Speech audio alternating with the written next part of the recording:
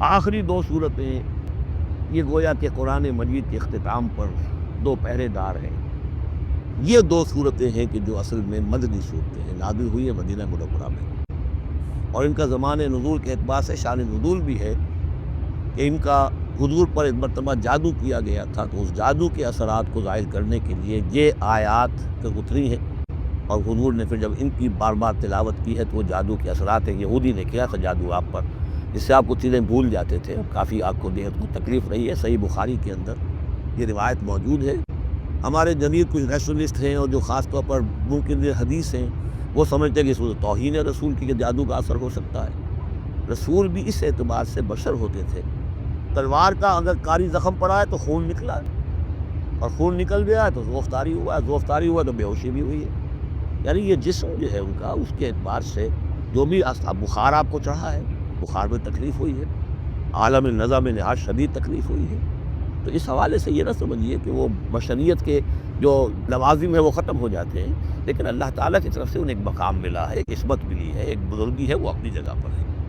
تو جادو کا وہ واقعہ بالکل صحیح ہے جو ہوا ہے، لیکن اس کے لیے اب یہ دو صورتیں ہیں، اور یہاں خاص طور پر نوٹ کر لیجئے کہ یہ معوذتین، یہ ایک صورت بھی ہو سکتی تھی، لیکن قرآن حکیم میں جو عام مزاج ہے کہ صورتیں جوڑوں جوڑوں کی شکل میں ہیں، تو دو حصوں میں تقسیم کر دی ہے۔ اور اس کی تقسیم کیا ہے؟ ایک وہ چیزیں ہیں جو انسان پر باہر سے حملہ آور ہوتی ہیں، اور ایک چیز وہ ہے جو انسان کے اپنے اندر سے حملہ آور ہوتی ہے۔ ان دونوں کو دو علیحدہ چیزوں میں رکھ کر اور سکھایا گیا ہمیں کہ تم ہمیشہ اللہ کی پناہ طلب کرتے رہا کرو ان چیزوں کے اثرات سے، ان چیزوں کے اثرات بد سے اپنے آپ کو بچانے کے لیے۔ بسم اللہ الرحمن الرحیم، قل اعوذ برب الفلق، کہو کہ میں پناہ میں آ گیا صبح کے رب کی۔ فلق، فلق ویسے تو یہ لفظ ہم پڑھ چکے ہیں سورہ انعام میں، فالق الاصباح، رات کی تاریکی کا پردہ پھٹتا ہے اور سپیدہ سحر نمودار ہوتا ہے، یا گٹھلی، فالق الحب والنوائے، تو وہ جو گٹھلی ہوتی ہے وہ بھی پھٹتی ہے تو اس میں سے دو پتیاں نکلتی ہیں تو درخت بنتا ہے۔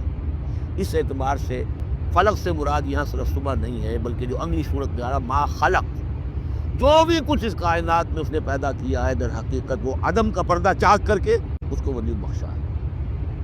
عدم سے، عدم محض سے، کریشن ایکس نہیلو، بغیر کسی شے کے کسی شے کو بنانا۔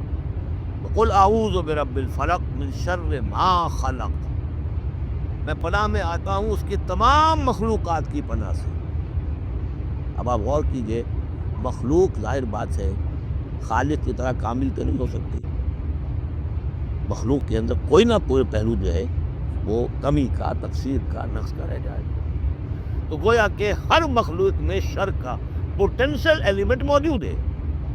یہ دوسری بات ہے کہ اللہ تعالیٰ کسی کو سہارا دے دے، کسی کو تو اپنی طرف سے عصمت عطا کر دے، اپنی طرف سے خصوصی پروٹیکشن عطا کر دے، پوٹینشلی خلق جو ہے وہ گویا کہ مستلزم ہے، اس کے ساتھ شر کے اندر کا پہلو موجود ہوگا۔ قل اعوذ برب الفلق من شر ما خلق، یعنی وہ شر جو ہے خود اپنی جگہ پر کوئی علیحدہ مستقل وجود رکھنے والی شے نہیں ہے، بلکہ وہ شر جو ہے خلق کے اندر جو کمی کا پہلو ہے۔ جیسے ہم نے انسانوں کے بارے میں پڑھا، خلق الانسان من عجل، انسان کی سرشت میں جلد بازی ہے۔ خلق الانسان ضعیفا، انسان کمزور پیدا کیا گیا ہے۔ جو اس کا فطرت والا پہلو ہے، جو روحانی پہلو ہے، وہ تو ہے انا خلقنا الانسان فی احسن تقویم، لیکن جو یہ حیوانی پہلو ہے اس کا جو مادی وجود ہے، اس میں تو ذوق بھی ہے۔ ان الانسان خلق ہلوعا اذا مسہ الشر جزوعا واذا مسہ الخیر منوعا، یہ تمام چیزیں جو دل میں رکھیے۔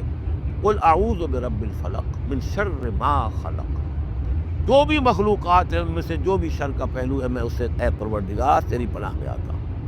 ومن شر غاسق اذا وقب، خاص طور پر یہ رات کو ڈھانپ لینے والی جو ہے رات، اندھیرا، یہ ظاہر بات ہے اسی پھر رات کے پردے میں چوری بھی ہے، ڈاکہ بھی ہے، اسی میں پھر غول بیابانی جو ہے، شیاطین جن ہیں ان کا بھی جو حرکتیں ہوتی ہیں، پھر یہ ساری چیزیں جو ہے اسی کے سلسلے من شر غاسق اذا وقب، سانپ بچھو وغیرہ بھی اسی وقت نکلتے ہیں۔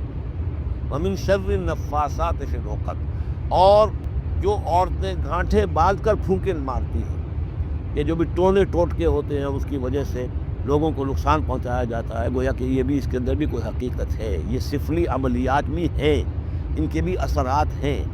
جیسے کہ ہم جانتے ہیں کہ جادو جو ہے حق ہے، برحق ہے، اگرچہ کفر ہے، شراب کی تاثیر ہے لیکن حرام ہے، کچھ نہ کچھ حقیقت ان لکیروں میں بھی ہے لیکن ہمیں روک دیا گیا ان کے چکر میں مت پڑو۔